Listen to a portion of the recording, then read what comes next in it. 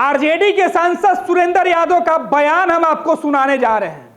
यह बयान सुनकर आप खुद सोचने पर मजबूर हो जाइएगा कि वाह, एमपी साहब का ज्ञान कितना ज्यादा है। ये भविष्यवाणी करते हैं, लेकिन इनके भविष्यवाणी के पहले देश का सम्मान किस तरीके से यह ताड़ ताड़ कर रहे हैं वो हम आपको सुनाएंगे। पहले यह बयान सुन लीजिए। 15 अगस्त के दिन के अवसर पर 69वां 79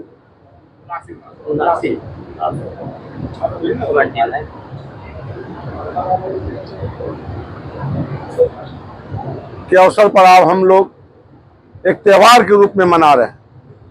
यह त्योहार साल में एक बार आता है और अपनों को याद किया जाता है, उन लोगों को जो यह देश के लिए कुर्बान हुआ है, चाहे वो अंग्रेज के टाइम हो या देश के आज़ादी के लिए जो लड़ाई लड़ा या जो गुलाम के लिए लड़ाई लड़ा, गुलामियत से मुक्ति पाने के लिए लड़ाई लड़ा या बॉर्डर पर लड़ाई लड़ने के क्रम में जो आज़ादी दिलवाया। यह देश है हिंदू, मुसलमान, सिख, ईसाई सब हैं, हम भाई का नारा दिए थे महात्मा गांधी जी और नेताजी सुभाष चंद्र बोस जी, जवाहरलाल नेहरू जी और कई बड़े हस्ती नेता जी दिए थे, राजेंद्र प्रसाद जी।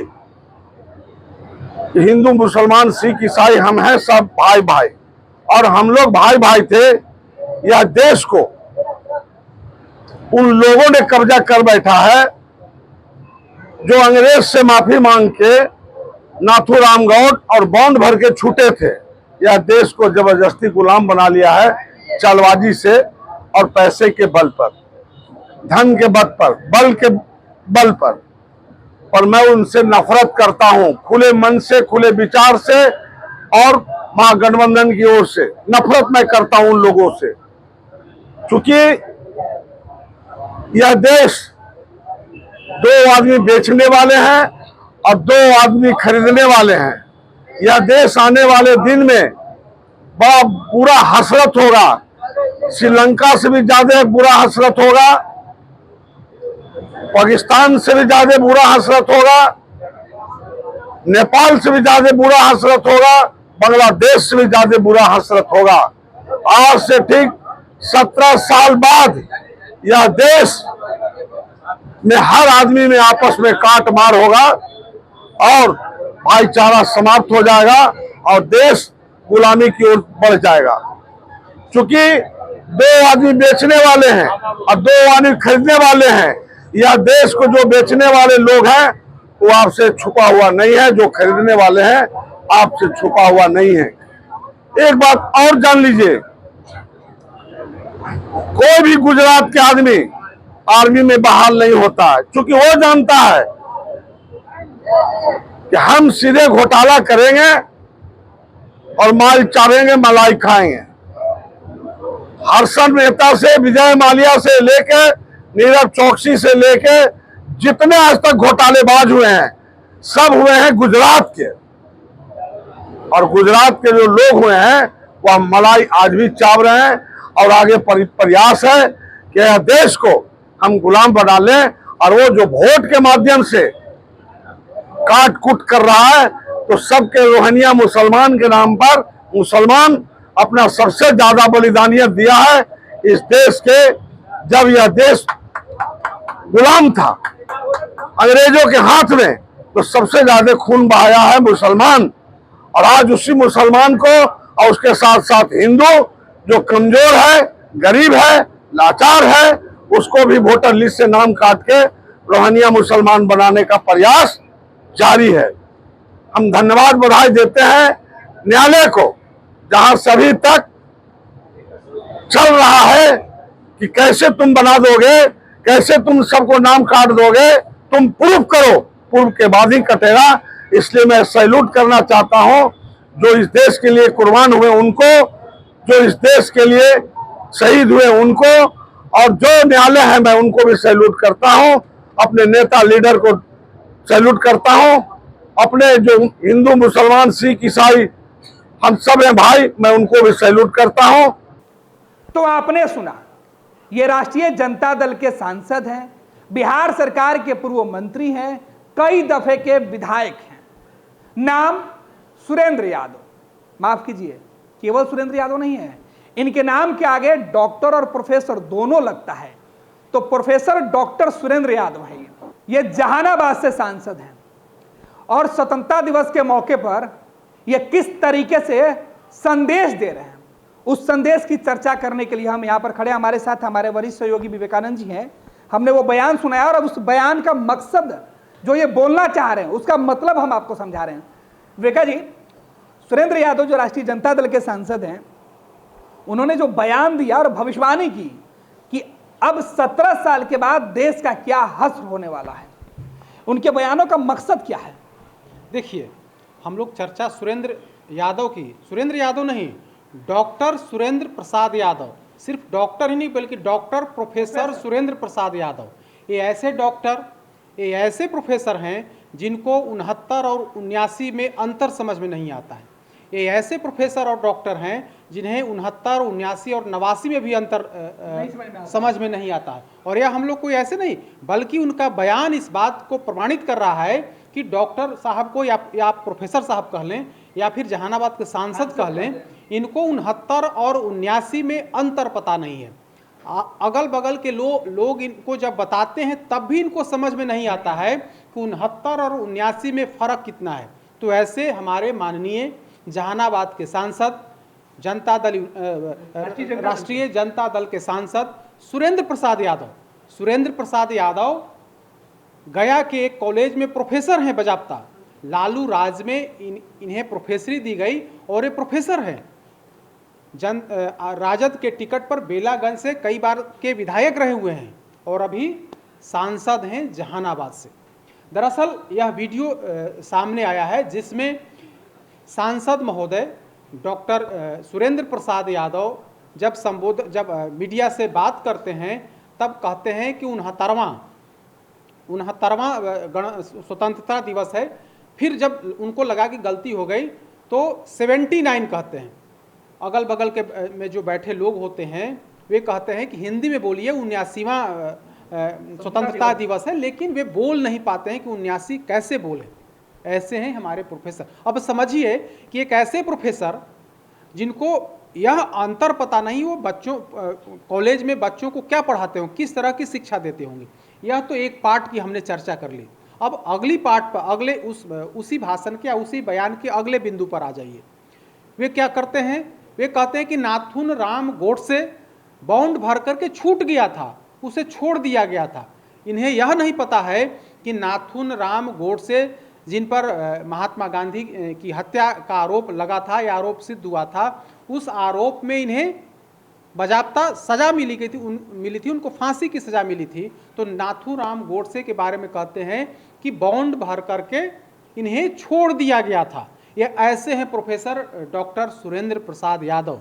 ये हमारे माननीय हैं, जहानाबाद वासियों के ये सांसद हैं और ये कोई नए लोग नहीं हैं बल्कि पुराने लोग हैं। लालू राबड़ी राज में मंत्री रहे हुए हैं, 1998 में सांसद रहे हुए हैं और अब जाकर के 2024 में सांसद बने हैं। नीतीश कुमार के शासन में भी मंत्री थे, नीतीश कैबिनेट में भी, बिल्कुल नीतीश कैबिनेट में भी वे सहकारिता मंत्री थे। तो ऐसे हैं हमारे सांसद। इस 40 में से एक सांसद सुरेंद्र प्रसाद यादव। अब अगली बिंदु पर आ जाइए। अगली बात क्या कही है? कहा है उन्होंने कि गुजराती भ्रष्टाचार घोटालेबाज होते हैं, गुजरात के लोग घोटालेबाज होते हैं। उसमें से कई जो उद्योगपति हैं जिन्होंने घोटाला करके जो देश छोड़ा है, उन तमाम लोगों को उन्होंने गुजरात से जोड़ दिया।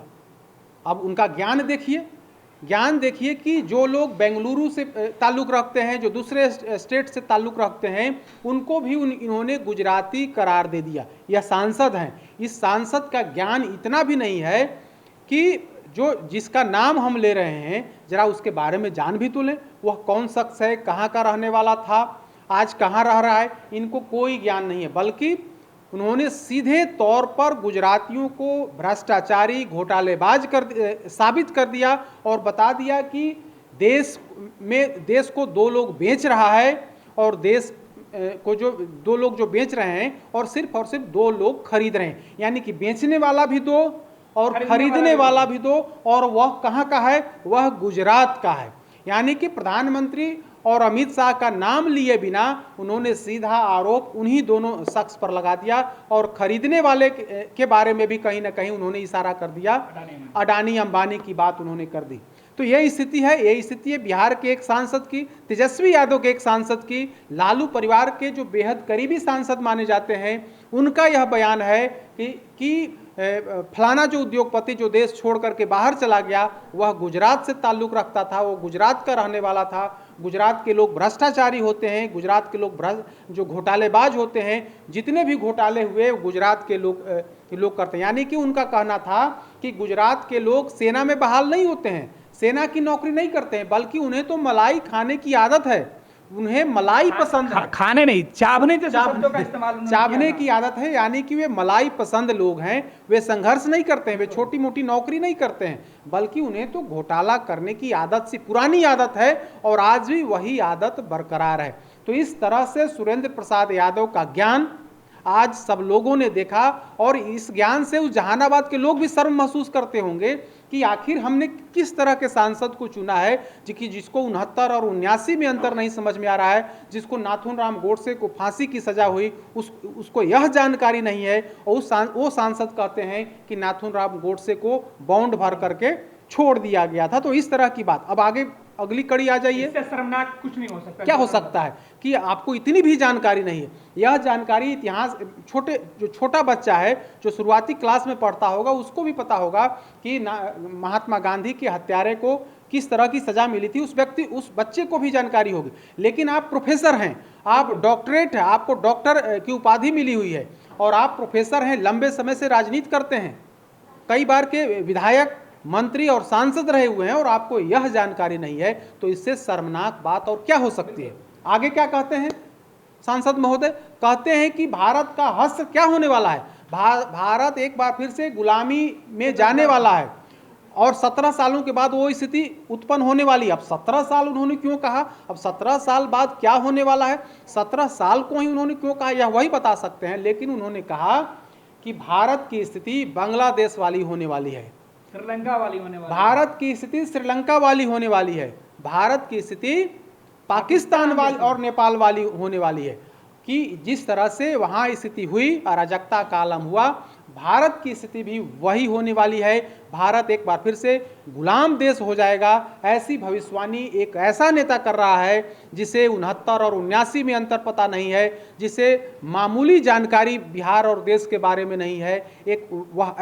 वैसा नेता यह बात कर रहा है जिसे नाथून राम गोडसे और महात्मा गांधी का प्रकरण जो है सो कि उसकी जानकारी नहीं है। वह नेता बिहार और देश की भविष्यवाणी कर रहा है कि 17 साल बाद देश गुलाम होने वाला है। तो यह है सुरेंद्र प्रसाद यादव, तेजस्वी यादव के बेहद करीबी सांसद, लालू परिवार के बेहद करीबी सांसद, जिनको राजनीति, इतिहास, भूगोल की का क ख ग घ की भी अगर आप कहें तो जानकारी नहीं है। तो इससे शर्मनाक, इससे मतलब निचले स्तर की बात क्या हो सकती है कि एक सांसद इस तरह की बात कर रहा हो, पूरे गुजरातियों को चोर और भ्रष्टाचारी की संज्ञा दे रहा हो, वैसा उद्योगपति जो भ्रष्टाचार करके या घपला करके देश छोड़ दिया, उन तमाम लोगों को गुजरात से जोड़ रहा हो, वैसे विधायक या वैसे सांसद के बारे में हम लोग जो चर्चा कर रहे हैं।